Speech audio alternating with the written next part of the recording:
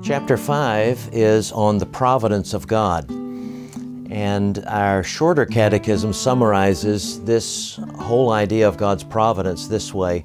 God's providence is His most holy, wise, and powerful, preserving and governing of every creature and every action. Now earlier when we studied His eternal decree, we said that the Catechism asked, how does God carry out His decrees? How does He carry out His plans? And the implication is, the question that's begging is, does He carry them out just in the church? Does He carry out His plans just in spiritual things? And no, the answer is He carries out His plans, all of His plans that He's made from all eternity, in creation and providence. So everything that happens in the world happens according to His most holy, wise, and powerful planning. That planning, the chapter goes on to say, extends even to sin and the first sin.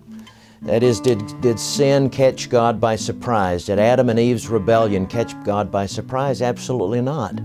His plan somehow superintended that sin as well as every other sin.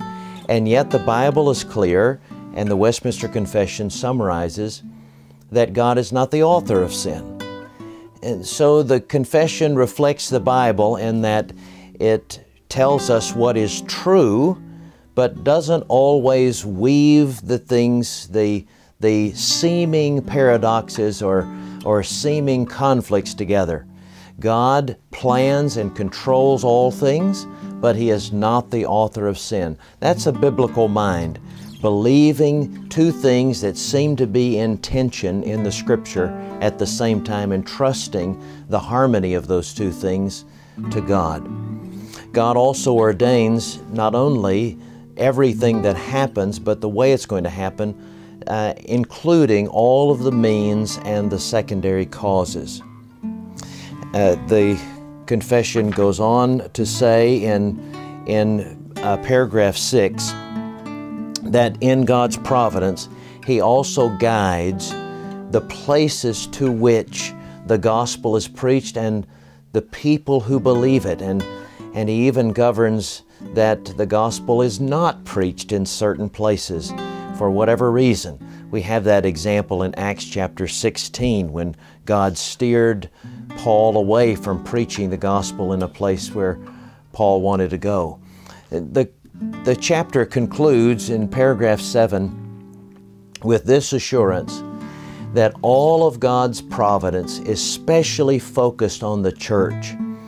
And that's what we find in Scripture too, that God created the world in order that His manifold wisdom might be revealed in the church.